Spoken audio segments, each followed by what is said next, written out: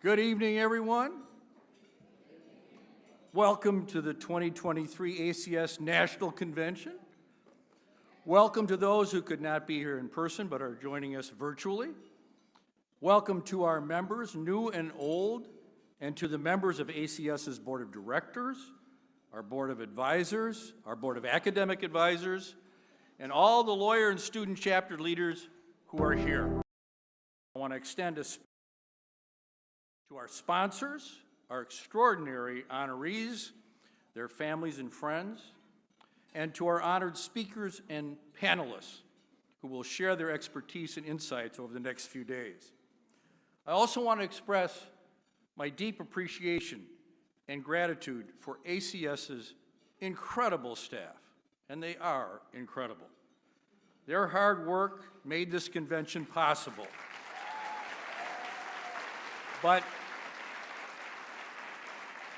every day, their hard work advances the mission of this organization in the face of enormous challenges to our democracy, to our fundamental rights, and to the rule of law in this country. I also want to thank the workers of Unite Here Local 25.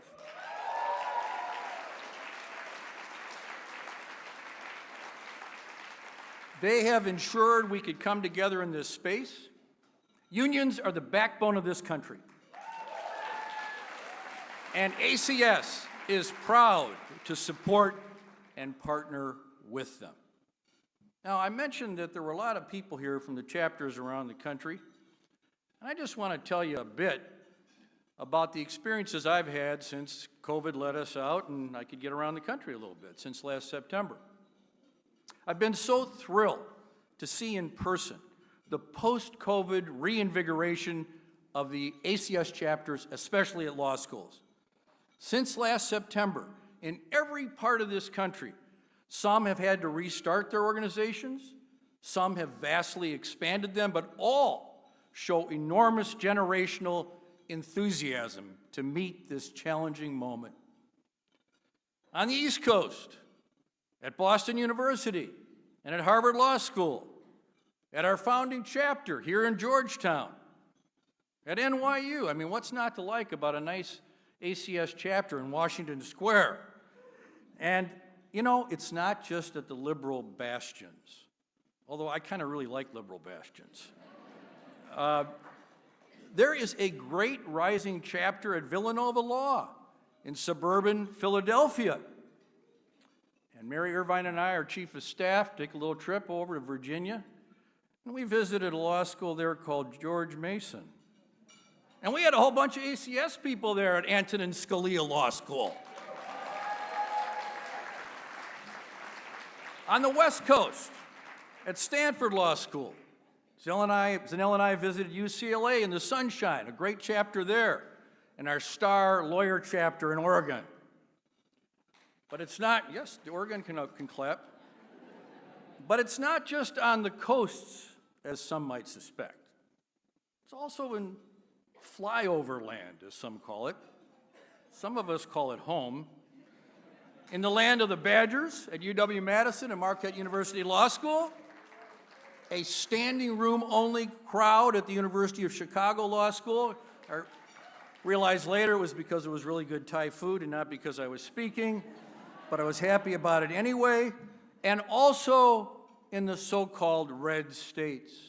In Lincoln, Nebraska, at the University of Nebraska Law School, a fabulous crowd, a great group of student leaders, and a very dedicated group of faculty advisors.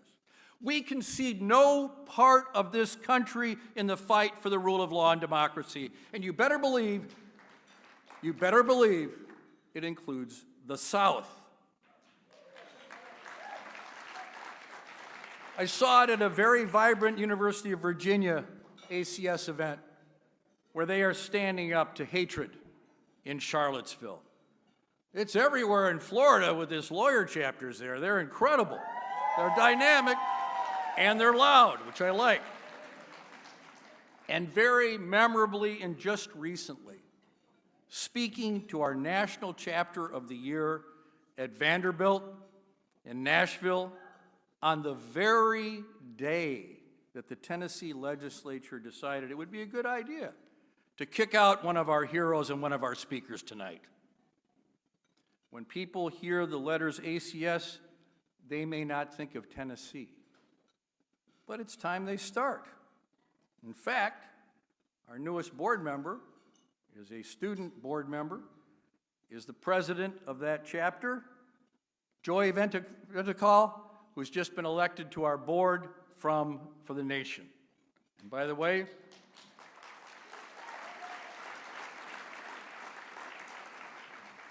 our next stop will be deep in the heart of Texas when we go down there.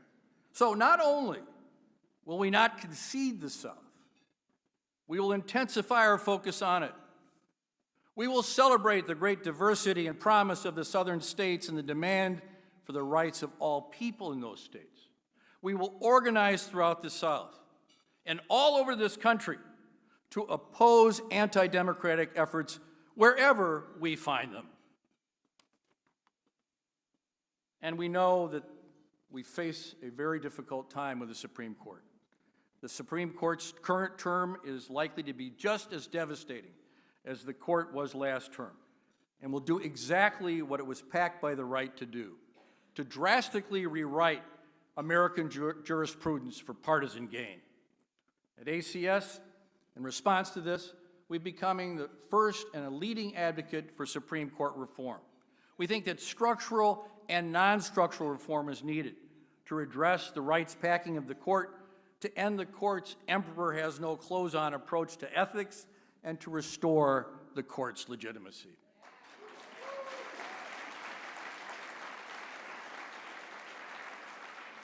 Unfortunately, as we all know, this erosion of our fundamental freedoms and democratic guardrails is being driven by more than just our highest court and even by our federal courts. This past year has seen governors and state legislators pervert the law to punish their ideological and political opponents, attack historically marginalized and vulnerable populations, and to subvert democracy and the will of the people. So we are so honored and fortunate to have with us tonight Representative Justin Pearson.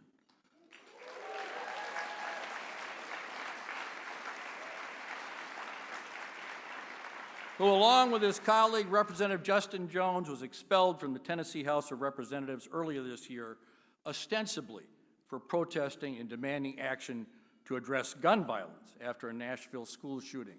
It cannot be ignored that the majority party, which is almost exclusively white, that controls the Tennessee House, voted to expel two black men who represent majority or plurality black communities in two of the biggest cities in Tennessee.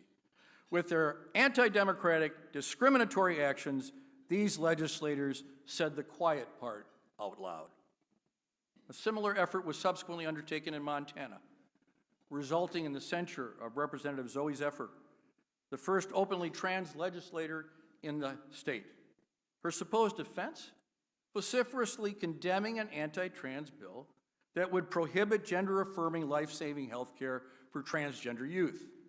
These expulsions and censures are acts of authoritarianism, wherein people in power oppress those with whom they disagree and those whose power they actually fear. This also applies to the relentless attack on education and the denial of the role that racism has played in shaping our country. Those behind this assault are striving to effectively erase the contributions of black and historically unrepresented communities in the history of our nation. I never thought I'd see the day where a state would be engaged in trying to prevent books about Roberto Clemente and Rosa Parks that mentioned that maybe discrimination was a challenge for them. It's incredible. All of this taken together makes it clear that the threat of modern American authoritarianism, a precipice many of us hoped we could step back from, is real. It is why ACS is focused this year and in the upcoming year on securing the promise of a multiracial democracy and defeating authoritarianism.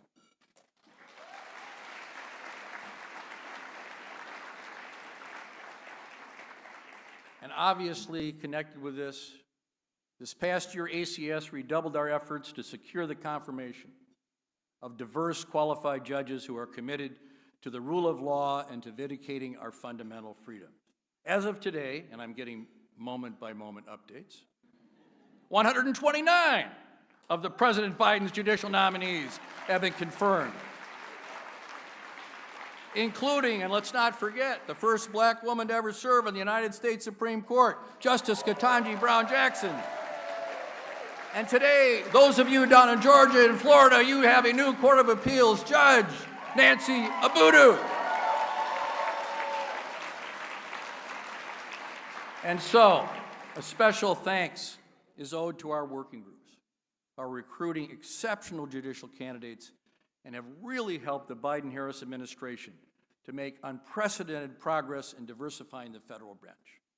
To secure the promise of a multiracial democracy, we need a representative, multiracial judiciary. We also have and continue to call upon the Senate to streamline the confirmation process in order to maximize judicial confirmations between now and the end of this Congress. And by the way, that's 2025. That whole time has to be used. Top of the list, eliminating the blue slip tradition.